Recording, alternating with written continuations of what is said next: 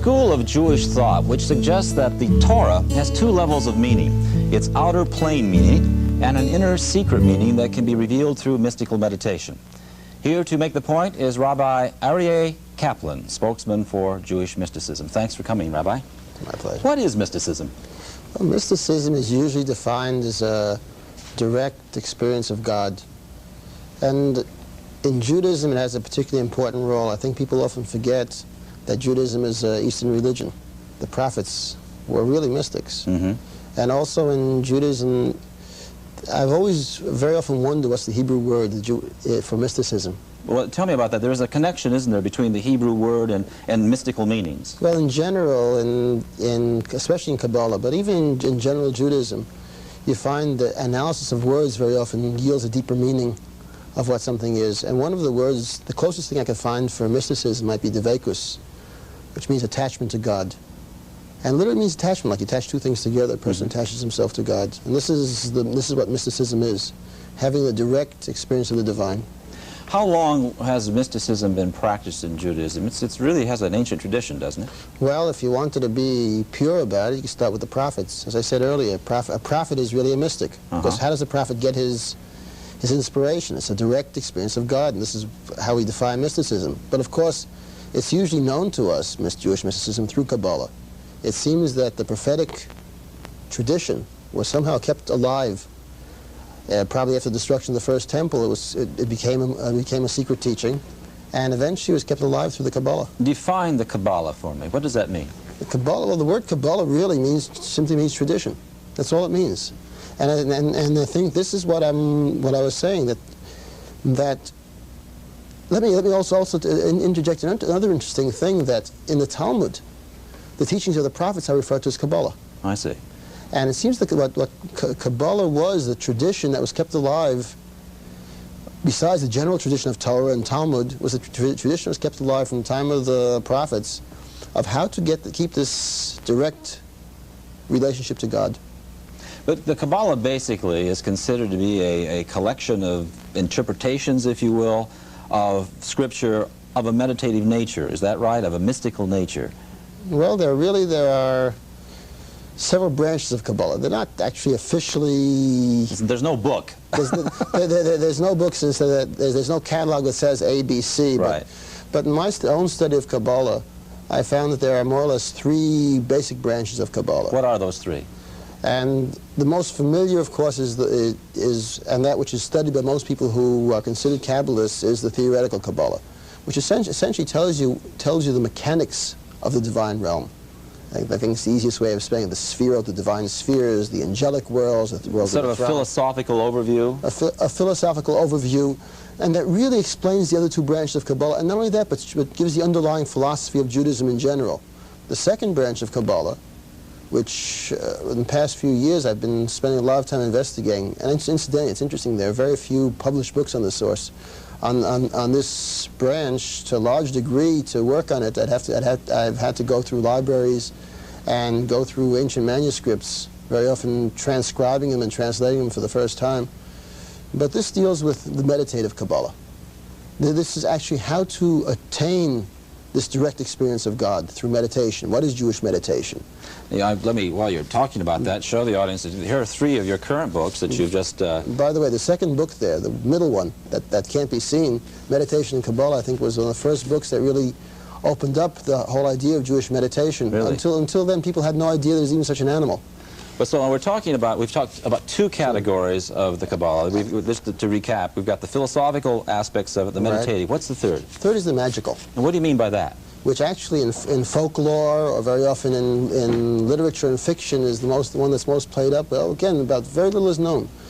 There is an aspect of Kabbalah, I would imagine, starting with the Book of Creation, which actually tells a person almost how to manipulate, not only how to manipulate himself to get himself closer to the divine, but how to manipulate sort of the strings of creation, or the forces of creation, and actually bring about changes in the physical world. Would this be the category of the Kabbalah that uses amulets and shall we call them props or magical items? Precisely, or for instance the making of the golem would come under that. You know, that brings me to the fact that regarding magical practices and so forth, the Bible suggests there should be no idolatry.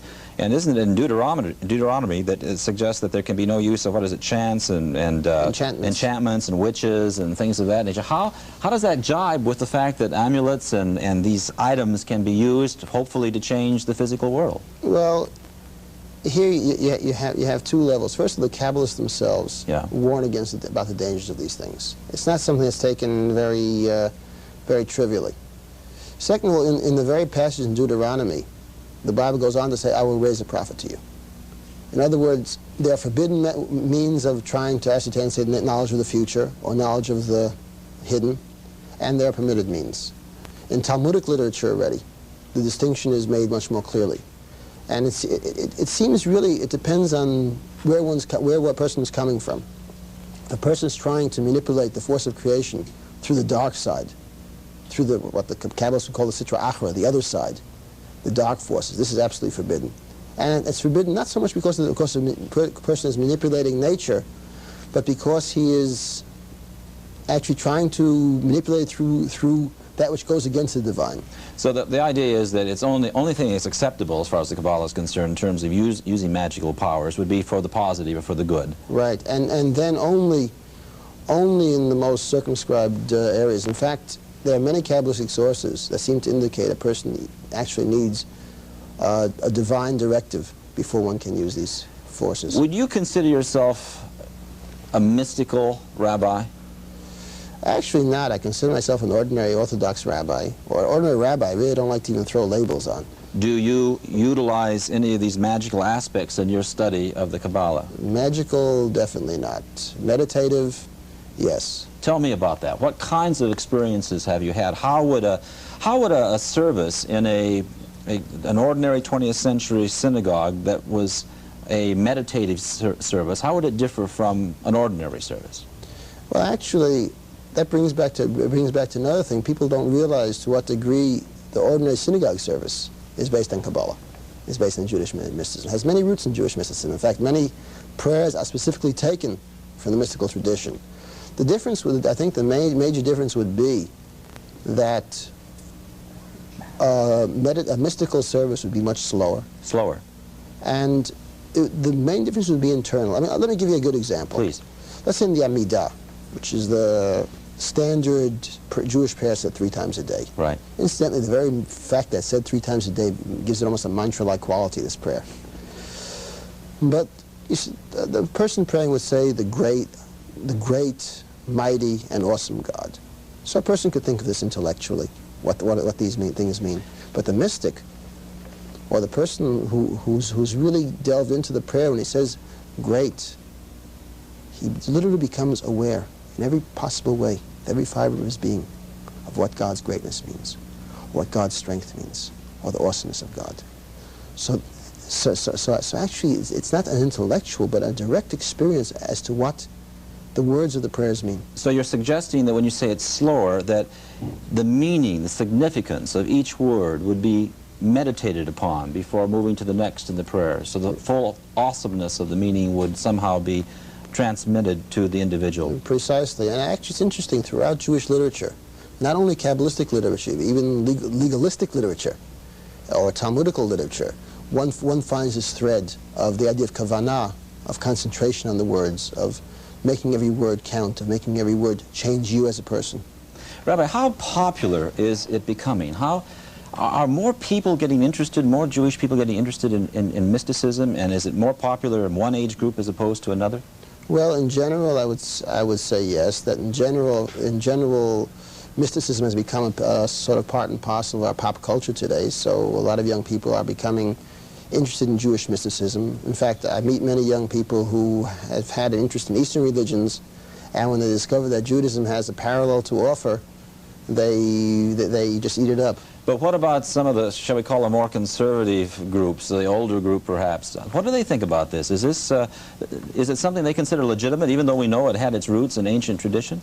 It depends whom, but in general, Orthodox Judaism sees the Kabbalah and mysticism as being an important segment of the tradition. There are all kind of taboos against studying it for somebody who hasn't the proper background or the proper age. But people are a little bit afraid of it, but people recognize it as being legitimate. You see it as a growing thing, however. I see it as something growing in importance throughout the entire spectrum of Judaism. I want to thank you very much, Rabbi, for coming and talking to us about a very interesting aspect of ancient tradition and contemporary Judaism. Appreciate it. It's my pleasure.